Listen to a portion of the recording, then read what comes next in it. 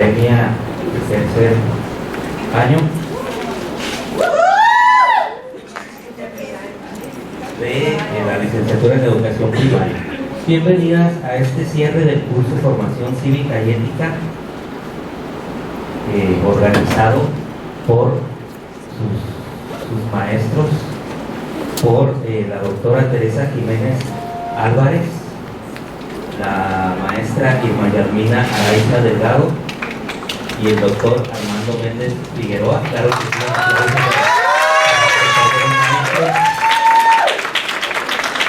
también un agradecimiento a la doctora Martina Vega Cueto y al maestro Jorge Villegas, su servidor, quienes participamos como colaboradores en esos trabajos del día de hoy.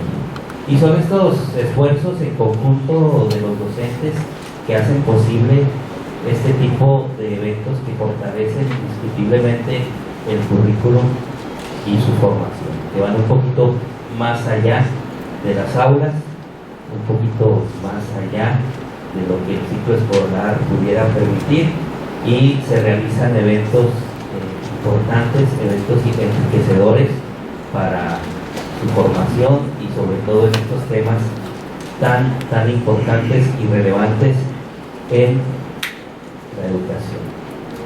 Muy bien, pues tenemos el día de hoy un invitado muy especial, el doctor Pedro Medina Calderón,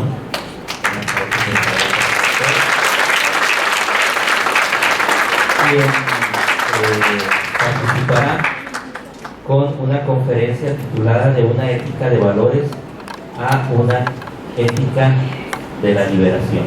Y antes de facilitarle los micrófonos, vamos a dar una pequeña reseña sobre él, para que ustedes tengan claro quién es la persona que el día de hoy va a entablar esta charla, esta ponencia con ustedes. Y aunque en ocasiones anteriores nos había dicho que no quería que se enumeraran los documentos acumulados a lo largo de su vida, sino que importaba más la historia de quién está enfrente, pues nos permitimos de manera respetuosa hacer la siguiente lectura sobre su reseña. Y él dice: terminé el sexto año en la Escuela Rural Progreso. Mi afición al estudio era pasional y llegué a Salaices ese mismo año, en 1957, y ahí cursé la secundaria. La FEXUM era una pasión y José Santos Valdés despertó una espiritualidad por lo rural, de donde broté como los mezquites silvestres, a quien conocí en 1959 en un congreso ordinario de la FEXUM en Tamatán, que estaba a orillas de Ciudad Victoria, cuyo discurso fue la filosofía de la Revolución Mexicana, que explica su vida, la que había surgido entre mezquites silvestres cuya maleza guardó celosamente el lugar donde nació, a orillas del río Aguanaval, que llega de Zacatecas formando la laguna de Viestas. Seguí sus pasos a San Marcos en 1960, me envolví en la mística del espíritu de San Marcos, enclavada en una región cristera a la que transformó el municipio de Loreto, hoy llamada la avenida José Santos Valdés, a su preciosa alameda que une al edificio central de San Marcos y la cabecera municipal. Al terminar y sin aún trabajar, regresé a Chihuahua, a la Normal Superior, donde cursé la especialidad de español, pero caí preso por conspiración en 1966, junto con un grupo de compañeros. Salí libre bajo fianza, gracias a 7 sociedades de alumnos y del profesor Santos Valdés, quien puso su casa como fianza.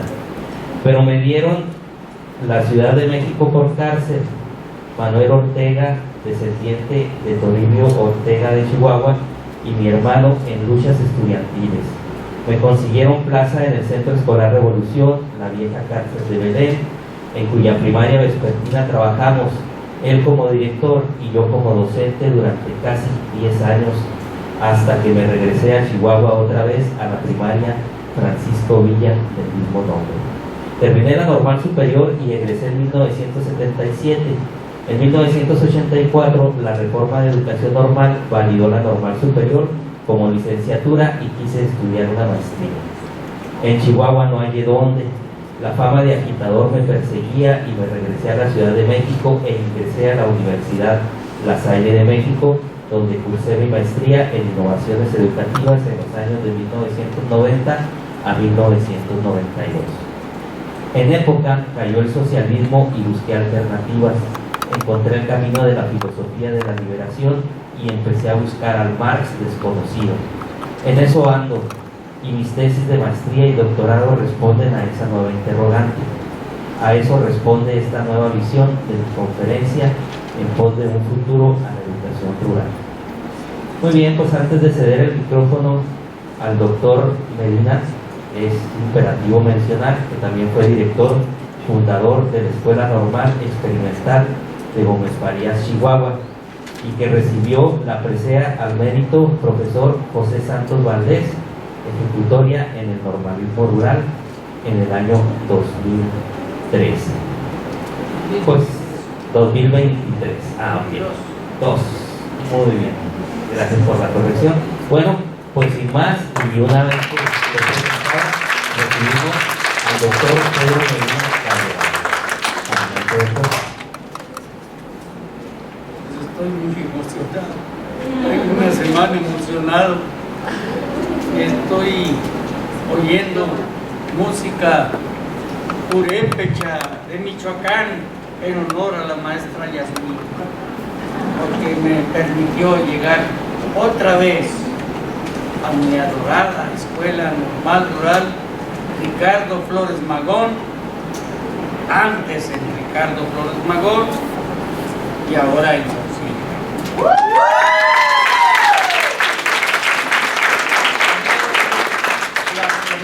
Desde entonces, cuando llegábamos a la estación Sueco y allí pasaba el camioncito al Valle de Buenaventura y llegábamos a como que fui muy hablantino.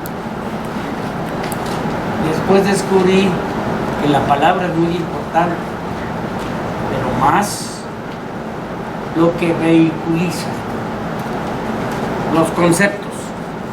Y después las categorías, y después hallando. Ya voy a cumplir mis 80 años y todavía no me pasan mis 20 años, carajo.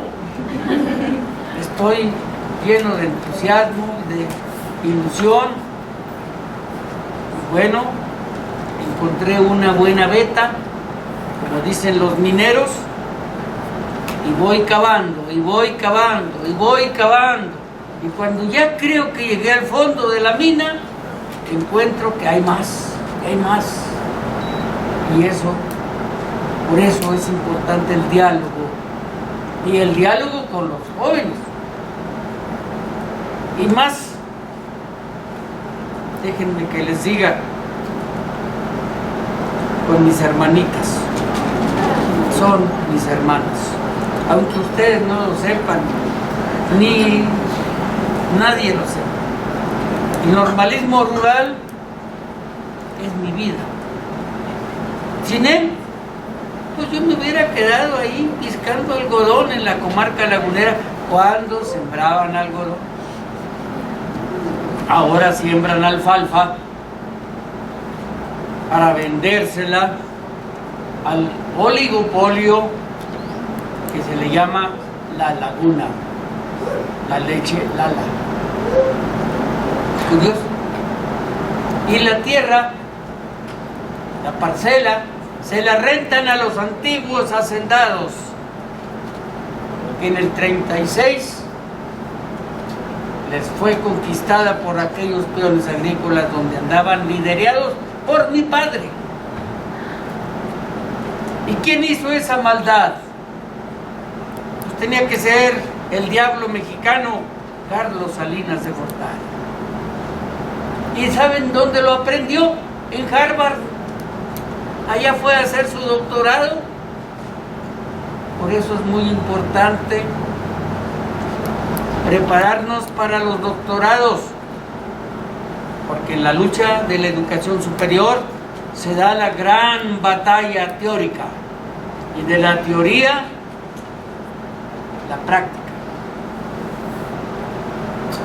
La ética de valores es muy importante. ¿Quién va a negar que los valores valen? No, valen. Vivimos en ellos. El problema es que no valen todo. Y ahí fue donde yo andaba bien ideologizado. Pues eso de Federación de Estudiantes Campesinos Socialistas de México, cala, y cala hondo. Y en Salaices nos llegaban los boletines de la Unión Soviética y de China Popular y Olvidos. Ahí andábamos los ratoncillos de biblioteca, lamentablemente algunos de ellos ya muertos, pero yo todavía no. Y mi vida es esto que les vengo a compartir, y por eso se los vengo a compartir, porque andamos queriendo formar una nueva ciencia, una ciencia para una civilización que no mate, porque esta civilización que vivimos, que es la modernidad, pues nos está matando. Ese es el problema. Y ahora no es el poder y que todo el poder a los soviets, como dijo Lenin. No, ahora el problema no es ese. El problema es cómo podemos vivir todos, también los burgueses, porque también ellos se van a morir. Este es el problema de la ética de la vida, que el doctor Dussel le puso liberación, porque en aquellos años en que ellos se reunieron para fundar la ética de la liberación, que fueron años muy bonitos, los 60s, imagínense los 60s, cuando nos veníamos de Ray, de Salaices, porque mi amigo Ventura venía a ver a su adorada Idalí, a Saucillo. Y Idalí creo que se suicidó por aquí en Carichico, porque se enamoró de un cuate casado, y bueno, cosas que pasan en la juventud, y cosas así. Porque claro, nosotros debemos decirlo bien, bien rotundamente. En los eventos de las normales rurales no había muchachas más bonitas que las de Saucillo. De verdad se los digo. Y los de Salaices nos creíamos ahí, casi los hermanos, muy acomedidos. Pero era así, en verdad no. Las muchachas de Cañadahonda, de Atequiza, que en aquel entonces era de mujeres nada más, ahora las de Galeana, todas eran muy bonitas. Y eran unas verdaderas olimpiadas aquellas. Yo nada más fui a 5. Y claro, conocí Nayarit a los 15 años, los cañaverales, las grandes montañas verdes aquellas. Comprendí qué grande eran nuestras normales rurales. El socialismo, llegando el socialismo, todos los males se acabarían. Error. Era una ética de valores. Pero ¿cómo nos sirvió? La ideología también sirve. Y en 1910 se publicó una ética que se llamó Ética de Valores. El autor se llama Max Scheler. Pero Max Scheler ya había caído en la trampa que había atendido Max Weber, un alemán que nosotros le llamamos el anti-Marx, porque confundió las cosas. Max Weber, no digo que por mala fe, son los tiempos históricos los que engendran los intelectuales. No son los intelectuales los que forman los tiempos históricos. Es la realidad la que nos hace pensar de un modo. Yo que era bien marxista, pero marxista con mayúsculas, y que de repente en el 89 se cae el socialismo científico. ¿Qué era científico? Nos dijeron, y nosotros lo creímos, y toda nuestra vida era para que las ideas de Marx se difuminaran. Y quiero decirles que todavía lo estudio, porque se descubrió que la mitad de las obras de Marx estaban inéditas, no se habían publicado, maestra Yasmina. Eso nos ha dolido, porque que un gran hombre como él se dedicara a estudiar y estudiar y no se publiquen sus obras, es una canallada. Yo publiqué mi tesis chiquita, mi tesis de maestría, chiquitito, librito de 250 páginas, mi tesis de maestría, donde voy a basar mucho de lo que yo les voy a decir, y el libro se les va a quedar, de modo tal que nada de lo que yo diga, si no tiene fundamento en hechos, vale, no vale. Tiene que estar fundada en hechos. Juicios de hecho, dijo Max Weber. Sí, nada más que nos metió juicios de valor, como si fueran juicios de hecho. Y eso es donde está el problema. Yo hasta creía que era ateo. Pues Dios, ¿por qué me iba a hacer mal Dios? Si es amor, es justicia, es bondad. ¿Cómo? Eso no puede ser. No estoy en contra de eso. Yo ando vuelto loco. Cuando Feuerbach escribió un ensayo que le llamó a él las tesis de Feuerbach, pues Marx le contestó y le dijo: oye, no, el problema no son los dioses celestes, el problema son los dioses terrestres, que muchos de ellos son dioses falsos. De ahí que la ética ahora cobró otra relevancia. Y en eso andamos. Yo soy parte de un proyecto muy sencillo,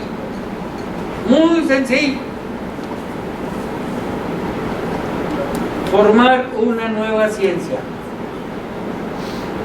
Una ciencia que no se diga neutral de valores, como la que hizo Karl Popper. Somos un movimiento, no se asusten que yo no soy capaz de tanto, pero somos un movimiento latinoamericano. Tenemos un chat que se llama Asociación de Filosofía de Liberación. Y si quieren entrar al chat, no es cuestión de pedirlo. Y este libro se lo traigo yo a la Normal Rural de Saucillo. Aquí se les va a quedar. ¿Por qué? Porque aquí en esta región hay mucho estrés hídrico. Las tierras agrícolas mejores del estado de Chihuahua están acá, en esta parte centro, sur y sur del estado. Yo me enamoré de Chihuahua, pero no de la parte centro, sur y sur, sino de la sierra, allá, agarró una vaquera y me lazó.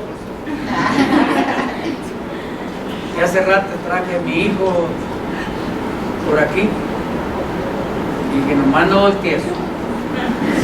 Porque te quedas.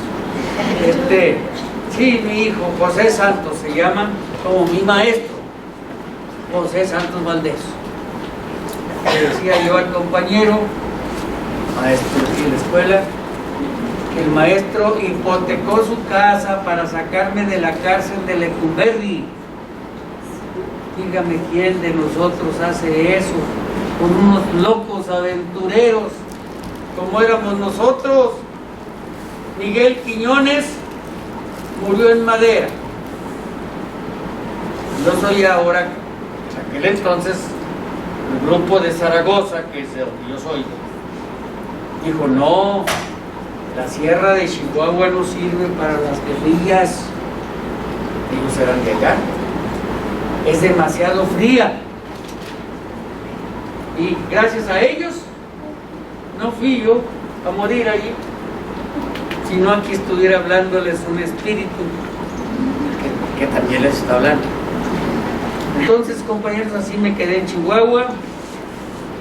Este libro, Criterios Éticos para una Práctica Educativa, fíjense para qué va dedicado. Yo ya había reemplazado a Marx. Había encontrado una alternativa y a Marx lo habían dejado, ya estaba sepultado un viejito ahí. Allá donde se quedó, en Londres, Inglaterra, ahí está su tumba. Y en la lápida dice, muy claro, los filósofos se han dedicado a interpretar el mundo y de lo que se trata es de transformarlo. Y la clave de la filosofía, ¿saben cuál es? La ética. La ética es fundamental, a grado tal de que para Dussel lo que Marx hizo fue una ética de la vida. Y él nos advirtió que el capitalismo, que se estaba formando apenas y todavía era productivo, era una civilización de muerte. Bueno, asomémonos a la muerte.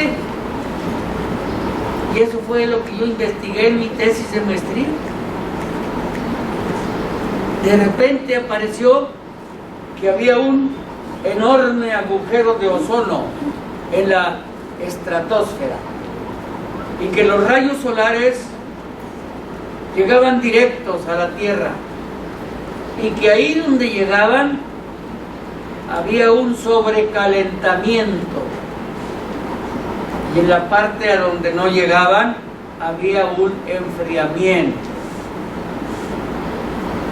Eso se publicó en todo Google, búsquenlo. El agujero de ozono, más o menos, fue en el año de 1971. Ya está acá, ¿verdad? El segundo. Fue en el año del 71. Fue en el año del 71 cuando los físicos, en un consejo o simposio que hubo en Helsinki, descubrieron que en el transcurso, ¿no está? Que en el transcurso del siglo XX había un sobrecalentamiento del eje de la Tierra, fuera de lo normal.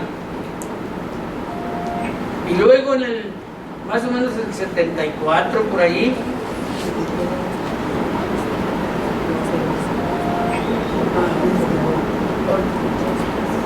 ahí en el lecho de la vida, el lecho de la vida, en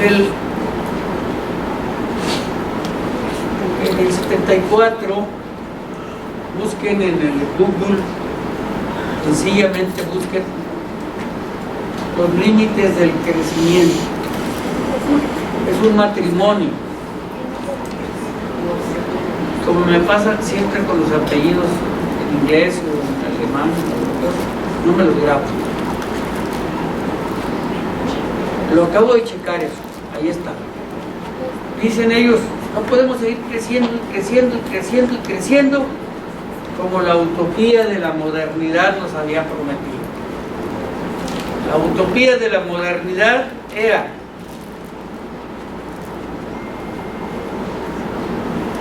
con el capitalismo, con la modernidad, que es su mamá,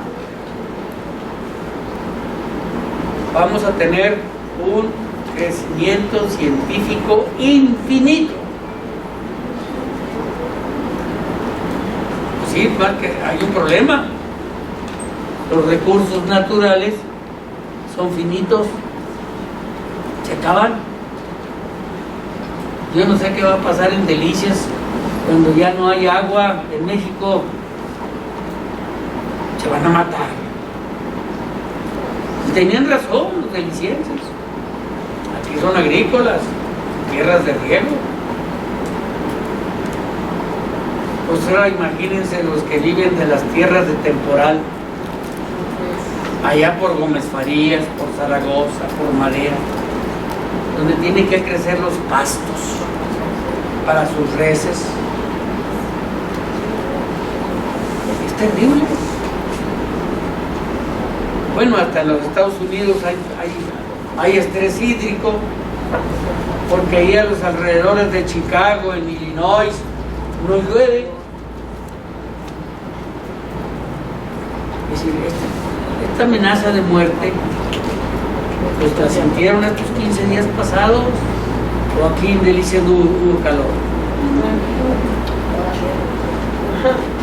Este es un problema real, ya es empírico, ya no es teórico, es empírico. Por eso la ética se volvió tan relevante. Sin lo que sabemos y lo que aprendemos y lo que vamos a enseñar, no sirve para vivir. Entonces, ¿para qué sirve? La vida, la vida. Y el horror que nos causa la muerte debe ser la base de una transformación educativa. En lugares donde hay escasez de agua, pues no se deben establecer cervecerías. Yo no sé qué van a hacer los de mío. Tal vez la maestra sí sepa, compañera Mati, pero yo estoy horrorizado con que se sequen los álamos de mío. Si tenemos que buscar una agricultura y una ganadería que se pueda cultivar con ahorro de agua, y existe una propuesta que se llama la agroecología. Ya se está cultivando hasta la siembra de agua, y tenemos que cuidar el agua que no se ve, el agua del subsuelo, el agua de los pozos. Tienen que controlar los pozos. No se puede estar autorizando perforar pozos nada más porque son hijos de fulanito, de manganito, o su papá está allá en el gabinete. No, el agua es vital. Yo no sé, pero no me atrevería a decir lo que voy a decir. Es una barbaridad. Tan hermosa región esta, con sus nogales. Pero el cultivo de una nuez, ¿cuánta agua gasta? Y ese es el problema que tienen los que nada más tienen nogaleras, porque también tienen que vivir, tienen que irse anticipando al problema. Es un problema ético ese, no es moral, porque ellos andan buscando por la vida. Bien, Por eso, el hecho de la vida es lo más importante. Pero no es de Delicias, no es de Chihuahua, no es de México, es del planeta. Es del planeta. En España hay regiones que se han abandonado, se quedaron desérticas por falta de agua. En África, en Asia, en todo el planeta. Bueno, los europeos no sé qué van a hacer con su elegancia. Sin agua no hay vida. Y estos problemas son de hecho. No se trata de que venga los de un partido y luego los de otro partido. Oiga, denos el voto, yo les voy a resolver sus problemas. Pues está bien, sí, le damos el voto. Pero ya nunca vuelve a buscar el problema. Entonces hay que cambiar de política. Tenemos que cambiar de política. Y yo que fui tan político, ahora, ¿por dónde me voy? Tenemos que pensar más las cosas, dialogarlas con nuestra comunidad. Y por eso es que me metí a este tema. Entonces, Enrique Dussel, que anda en el frente subjetivo de la filosofía, no lo quieren mucho. Pero lo empírico ahora nos está demostrando que su filosofía, y a lo que hay que seguir es a la realidad. Hay que seguir. El viejito ya tiene 90 años y nunca había tenido tantos seguidores como ahora en toda América Latina. Hasta pareciera que es el ideólogo de lo que está pasando en América Latina. No es el ideólogo. Él, desde el 67, comenzó a elaborar la filosofía de la liberación. Allá por el 70 escribió su primera ética de la liberación. Y desde allí empecé a leerlo. Y esto que yo escribí, mi tesis de maestría, Criterios éticos para una práctica educativa, y que publiqué pues con mi pensioncita de jubilado que tiene. Ya se va a publicar hoy, segunda edición, porque ya le encontré defecto. Agregado. Eso va. Fui y la presenté en México y era una admiración. Pero ¿cómo? Le digo, pues aquí tienen todas las editoriales del mundo. Ahí en Chihuahua ya no tenemos editoriales, más que de Pancho Villa, ahí hay muchas. Pero nosotros necesitamos no solamente el pasado, la historia es muy importante, pero hay que ver cuál historia. Y ahí empecé con la historia de la época. Luego cayó el socialismo y Dussel, ¿qué hizo Dussel? Que lo acusaban, él no decía que era ateo, él decía que su madre era católica. Pero él no se metía con las cosas religiosas, dice que es muy delicado, que los sentimientos religiosos no se deben tocar. Y entonces se cae el socialismo y me quitan a San Carlos Marx. Pues ¿qué tenía que yo hacer? Buscar a otro santo, porque los santos son importantes, nos orientan en la vida. El socialismo aquel de Salaices pues me sirvió mucho porque me orientó en la vida. Si no, de seguro que yo era al menos evangelista. Uno tiene que creer en algo, en darle sentido a su vida. Y claro, ser maestro rural me ha ayudado mucho. Yo le agradezco al magisterio de la hice de los campesinos la mística que me anima. Entonces el primer criterio que Dussel presenta es el criterio material de la vida. Esa palabra material, pónganle mucha atención, no significa cosas físicas, no, significa contenido, porque él estaba discutiendo con su maestro Federico Hegel, y por acá se manejó como ateísmo. Y todos los de mi tiempo, los socialistas de mi tiempo, creíamos que ser ateo era ser revolucionario. No, al contrario, ateos son los escépticos, los que no creen en nada.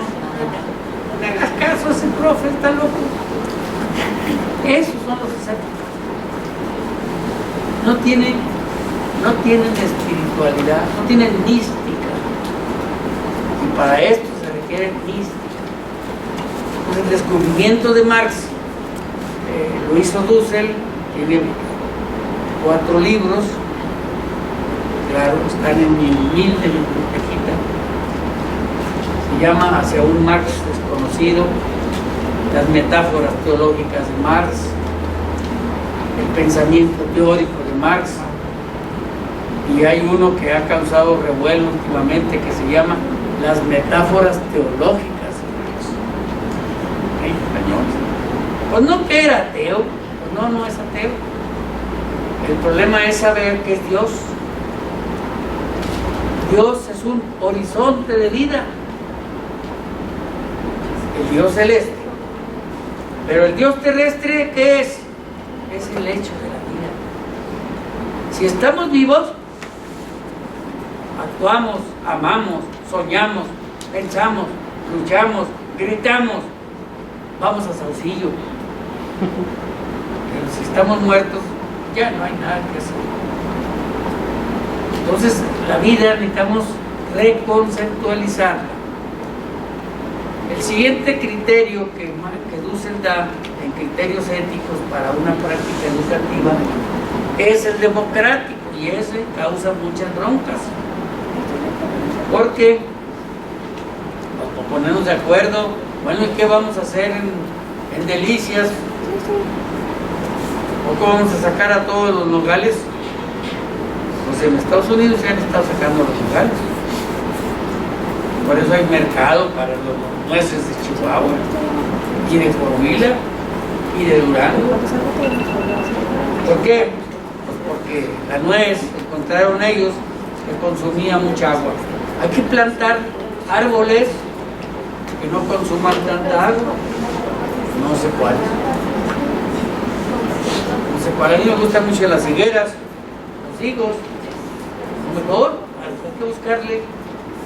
hay que buscar agricultura agroecológica que no consuma tanta agua, y ese es un efecto de nuestra formación normalista rural. ¿Qué es lo rural? Lo rural es que no nos lleven a trabajar al campo. En eso no consiste lo rural. Lo rural es que nos enseñen a hacer fertilizantes orgánicos de los excrementos, de las vacas, de las borregas, de las chivas. Hay técnicas. Lo rural es que nos enseñen a vacunar animales, a injertar árboles. Eso es lo rural. Y habrá que actualizar el normalismo rural. Y lo más difícil es precisamente el criterio siguiente, el criterio de factibilidad, la técnica. La técnica es necesaria, pero es necesaria para la vida, tecnología adecuada. Por eso es que creo yo que el normalismo rural primero debe hacer una antología de toda su historia. Y en eso andamos ya con algunos de San Marcos. Yo soy egresado de San Marcos, y es con quien estoy conectado, y ahora quiero conectarme con Saucillo. Ahí subimos. Ojalá hay una. maestra o alumna diga, nosotros la entramos. Pero habrá que ponernos a estudiar. Yo les presto mis libros, todos, los que no tengo también. Pero necesitamos trabajar. Y no solo por la calificación, ni por el título. Yo les regalo mi título de doctor y ojalá llegue a enfermero. Sí, realmente los títulos nos deben dar satisfacción, pero no nos deben dar vanidad. Tenemos que servir, aprender para servir, sentir como luchadores para nuestro pueblo, para nuestra familia, para nuestra dignidad. Eso es, los 3 criterios éticos de la ética de la liberación. No se trata de sueños guajiros. Ah, no, es que yo soy muy bueno, porque yo voy a misa todos los domingos. Bueno, vaya, siga yendo. Pero carajo, cuide los árboles, plante un árbol, porque no más queremos tener hijos y no ni siquiera mantenerlos.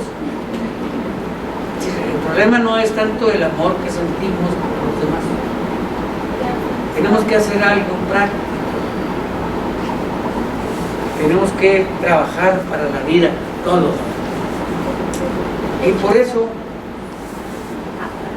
pues yo hago entrega formal de una invitación que hace el doctor Dussel para pensar la pedagogía. Él le puso pedagógica. Esto quiere decir pensar la pedagogía. Como empezó a hacerlo Paulo Freire, pero ya casi nadie se acuerda de él. Aquí sí se acuerdan las muchachas. Ah, qué bueno. Él empezó, pero no llegó. Él todavía estaba en la fenomenología. La filosofía y la ética van pegaditos. Hago entrega a maestra Yasmina. Aquí está el libro de Katia.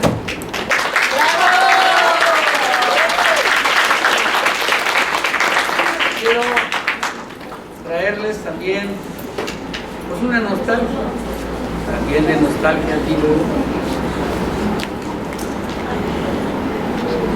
Sus hermanitas pobres son las normales experimentales, pero también son rurales.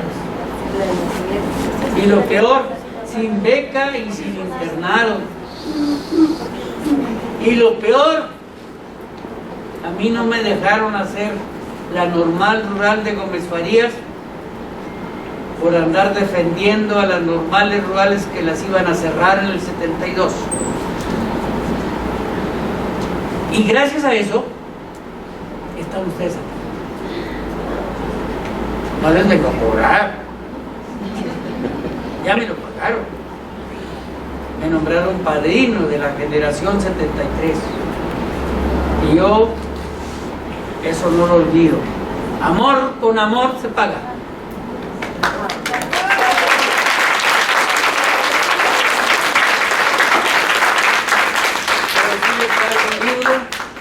A la directora, por favor, si hay una ocasión, se presentará aquí. Y no por mí, por la coautora que es de Saucillo, además del pueblo de Saucillo. Ella estudió con nosotros porque no pudo entrar aquí. Es Norma Leticia, maestra de la UPN de Casablanca. Aquí está el libro y aquí están otros que traigo a unas amigas de la maestra Norma Jurado, una extraordinaria egresada de Saucillo, que fue mi compañera por ahí en un centro de posgrado, donde conocí a la maestra Yasmina. Por eso yo sí creo en la posibilidad de que ustedes sigan estudiando una vez que terminen. Háganlo. Porque la educación ha cambiado mucho, la teoría ha cambiado mucho. Bueno, la ética de valores de Max Scheler, pues allá se quedó para mi abuelito. Viene una nueva ética, un nuevo nueva interpretación. Y al principio el doctor Dussel lo juzgaban loco. Hoy es el filósofo ético más famoso de América Latina. Y está causando una revolución mundial en filosofía. Y claro, no es el único, hay muchos. Hay un despertar de los filósofos. Andan desesperados por darle una alternativa a la humanidad. Y el problema es formar un Estado nuevo. Pero no es fácil formar un Estado nuevo. Los Estados Unidos pudieron. El Deep State, le llaman ellos. El Estado profundo. ¿Quién es? Los que tienen la gana. Es el 1% de la humanidad. El 1% de la humanidad tiene el dinero. El demás, pues ahí se va a un 20% del resto de la humanidad.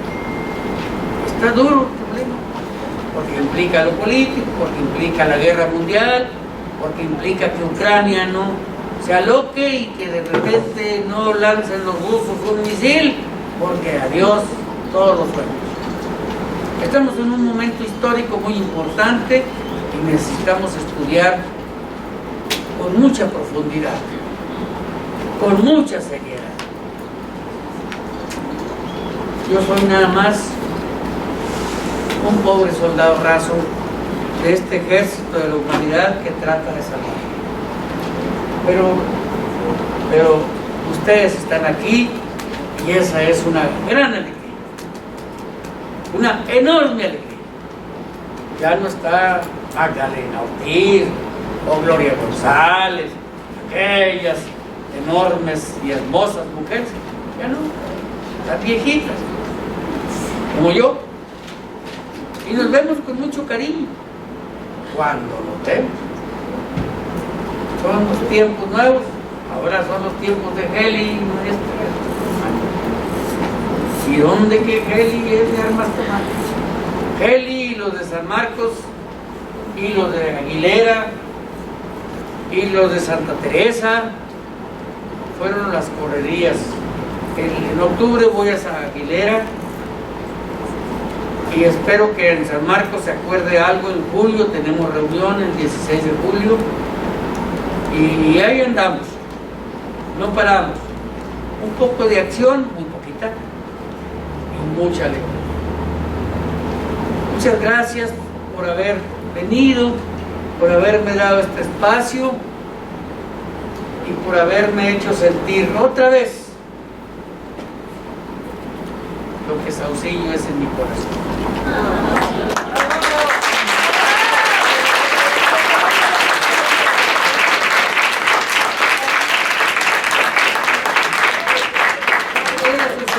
Si algo quieren preguntar. Muy bien, pues si hay preguntas, chicas, si hay comentarios, si hay observaciones que quieran externar al doctor Pedro Medina Calderón.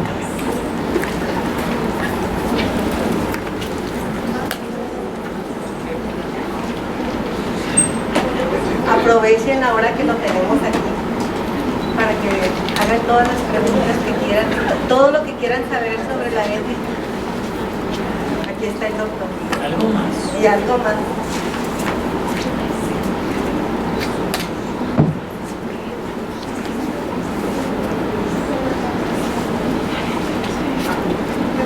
No están aquí, ya ven. Díganme. Ya se animó una Por compañera. aquí se animó alguien. ¿No? Siempre. Yo tengo una pregunta. Dígame. Bueno, en los años que estuvo durante la FERSUS, para usted, ¿qué cree que es la ética en la FERSUS? Lo formativo. ¿Quién nos enseñaba política? Pues nadie. Nos enseñábamos entre nosotros. Y alguien dice que el Club de Orientación Política, sí, pero tampoco sabían. Yo me acuerdo que en Salaices, el maestro Jesús Payares Flores, que fue por lo que me fui de Salaices a San Marcos, era un gran maestro. Pero él era soldado de la revolución, fue villista. Tenía un balazo aquí en la mandíbula y los muchachos iban y le ponían en el carro cuando se llena de pollito, decían carro Boca Chueca. Y él llegaba muy enojado y decía, esta herida me la hizo la revolución. Muy enojado, era muy enojado. Pero él era del partido comunista, pero no sabía nada. Él lo único que nos decía era la poderosa Unión Soviética. Yo me acuerdo que yo hasta me agarraba de mano. Mis sueños eran grandes, pero imaginábamos que la URSS todo estaba bien, era el paraíso. Pues sí, nomás que no éramos soviéticos. Nunca leímos los sentimientos de la nación de Morelos. Nunca leímos en los discursos de Felipe Ángeles cuando lo iban a fusilar aquí en Chihuahua. Él era socialista, bueno, en el ideal. Bueno, lo peor, el marxismo cuando llegó a América Latina, si ustedes leen a Raúl Fornet de Betancourt, la historia del marxismo en América Latina, dice Raúl Fornet, él es doctor, director de una universidad en Alemania y es de origen cubano. Se llama Historia del marxismo en América Latina. Dice él en 7 capítulos. Cuando el marxismo llegó a América Latina, ¿quién lo recibió? Pues los positivistas. Justo Sierra, José Ingenieros, porque creían que Marx era la ciencia. Y ahora resulta con que Marx sí cuestionó mucho la ciencia de su época y sí creó elementos para una nueva ciencia, pero era una ética material de la vida. Cuestionaba el capitalismo, sí, pero no como ideología. Es más, decía que el capitalismo es una religión, en una época en que religión tenía otro concepto. Es que las palabras cambian de contenido, no son las mismas, van cambiando. Y nosotros acá le hacíamos caso a que no, Marx es el demonio, ateo. No, pues no es de ningún demonio. Es más, él nunca dijo exactamente cuál era su religión, él venía de ancestros judíos. Cuando los judíos en Alemania luchaban por defender su cultura de la cultura alemana. Hay muchos judíos filósofos. A muchos los he leído, a muchos no. Pero esto de meterse con la filosofía sí implica mucho cariño a la lectura. Y entonces yo me tuve que meter a eso de la religión, porque además somos 11 hermanos, 5 católicos, 5 evangélicos, pero muy evangélicos. Y nomás yo ateo. Pues no, dije yo, ¿qué pasa conmigo? Y nos queremos mucho. Yo tengo que buscar una respuesta a cuál es mi espiritualidad, y ya la encontré. Es amar a la humanidad. Hay que amar a la humanidad. Quieren tener hijos, quieren ser amadas, pues luchen por la humanidad. Quieren que sus hijos tengan vida, pues luchen por la humanidad. Eso es lo supremamente ético. Y por eso la FEXM me dio el primer paso. Y yo, más que de Salaices o de San Marcos, soy de la FEXM. Soy un grillo de aquellos que ya no grillan. Ya sé que la ideología sirve, pero no es lo que debemos hacer.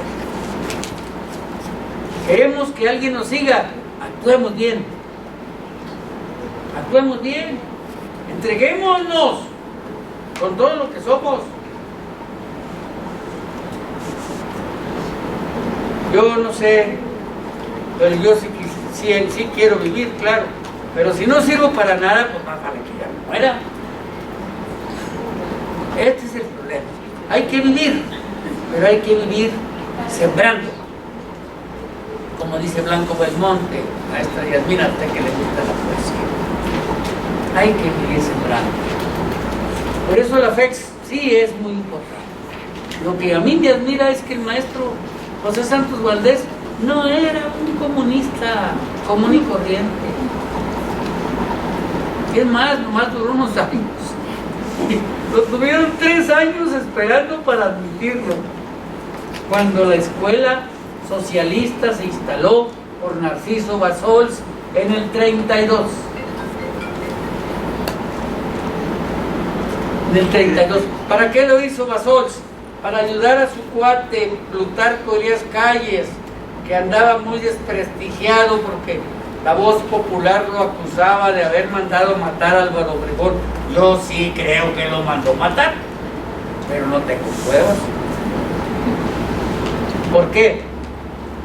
Porque un autor, un periodista profundo por ahí, que Martín Moreno se llama, escribió México acribillado, y ahí dice que en el cuerpo de Obregón había balas de Mauser, y José de León Toral no usaba Mauser, usaba una pistola. Entonces, ¿de dónde llegaron las balas de Mauser? Pero esas cosas, como son crímenes de Estado, nunca se saben, como lo de Colosio. Este es un país nuestro que tiene que ser transformado. ¿Quiénes? Los mexicanos dirán, no nomás los de Morena. Yo soy simpatizante, pero no me quiero ingresar porque ya no quiero tareas. Estas conferencias pueden servir, pero no hay una intencionalidad de esas, no hay. Todos tenemos que ser sujetos críticos, todos. Si no lo fuimos, hay que serlo. Yo me pongo a estudiar a Andrés Manuel todas las mañanas, pero no para gloriarlo, también para cuestionarlo. ¿Por qué? Porque cuando termine él, ¿por dónde vamos a ir? Y el que diga que va a seguir lo de él, pues hay que ver si lo sigue. Tenemos que ser sujetos críticos.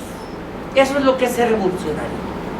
Sujetos críticos de la ética que está en la vida cotidiana. Ahí está, ahí anda con nosotros, la traemos dentro. Y por eso tenemos que ser también sujetos autocríticos, también. Yo ahora, pues sí, me arrepiento de muchos pecadillos que tuve por ahí en la vida. Pues esos ya pasaron, ya no podemos más. Pero aquí estoy todavía y ando tratando de ser. Bueno, no sé si contesté, pero hay mucho que decir sobre la juventud. Sí me gustaría decírselo, pero sería otro tema. Porque la FEX, afortunadamente, ya se había muerto. En el 72-73 ya los habían expulsado a todos los dirigentes, a las sociedades de alumnos desaparecidas. Todas las que querían ser dirigentes van para afuera. Alma Gómez también. Elda Nevares, que fue mi alumna de 6º año de primaria, también. Imagínense de dónde vengo de las sombras del pasado. Entonces sí, pero nos levantamos los egresados.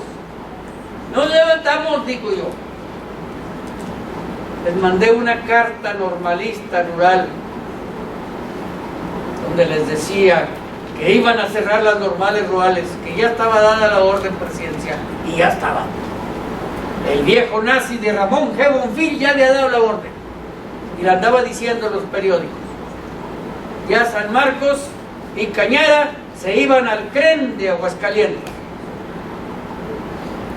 El 25 de junio de 1900 72 está en el sol de Aguascalientes. Se lo he dicho a Jalia.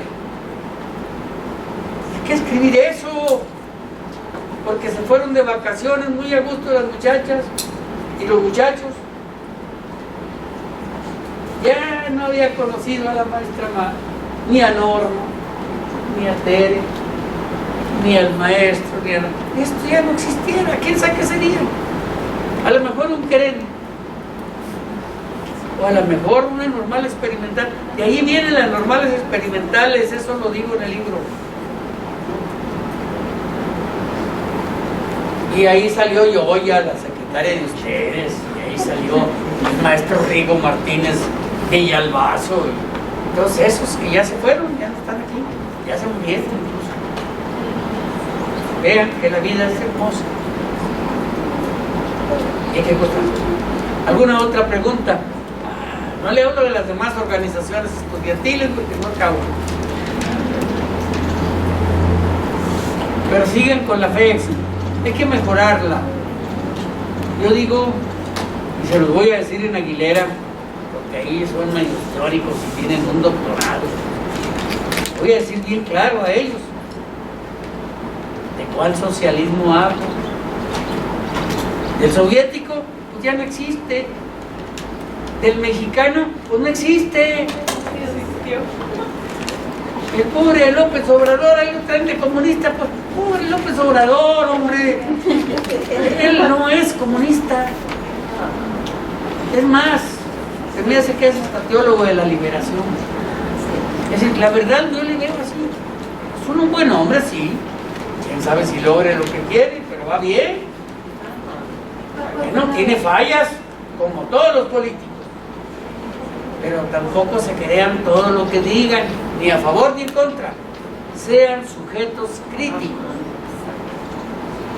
Sean sujetos críticos. Eso es ser revolucionario. ¿Algo más? Ya tienen hambre. Sí, me advirtió la maestra Argentina. Y ahí se van a comer las chicas y cuidado con la... ¿Algo más? No. Maestra Yasmina. Bueno, pues primero agradecerle, profe, agradecerle, doctor. ¿Sí me escucha? Sí. Sí. Bueno, sigue usted, sí. Gracias. Agradecerle porque ya teníamos tiempo tratando de que el universo se alineara para poder coincidir tanto en el curso con los compañeros, con las compañeras, y que usted tuviera su agenda libre. Nosotros le estamos altamente agradecidos y agradecidas porque sabemos de antemano que la sombra de un árbol grande, de un árbol viejo y frondoso, es la que nos va a cobijar, y en este camino por la ética de la liberación, que esperemos que también ustedes lo transiten, muchachas, si no lo viven de manera personal, lo van a vivir como docentes, y como docentes sí lo tienen que hacer. Y pues agradecerle porque la sombra nos está cobijando, doctor, y porque esperemos que esa sombra nos dure por mucho tiempo. Muchas gracias.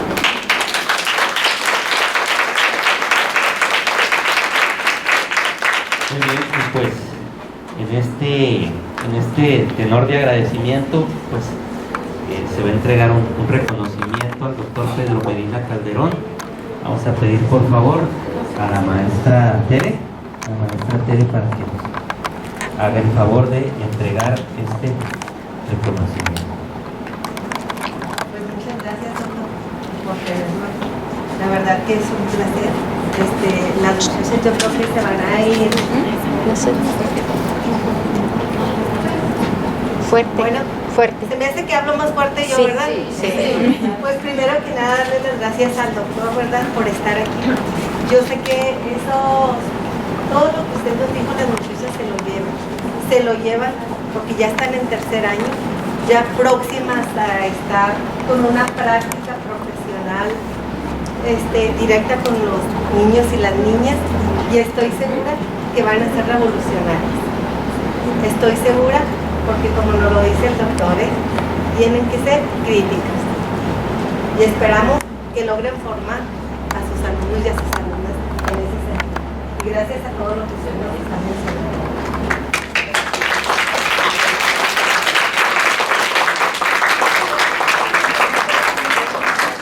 Pues a nombre de nuestra directora, ¿verdad? La doctora Silvia Arelia Hernández López, y la subdirectora académica, doctora Vera Lucía Díaz Cepeda, la Escuela Normal Rural Ricardo Flores León otorga el presente reconocimiento al doctor Pedro Medina Calderón por participar como ponente con la conferencia de la ética de valores a la ética de la deliberación, el 22 de junio de 2023 en la institución, con un horario de 11:30 a 1:30. Muchas gracias.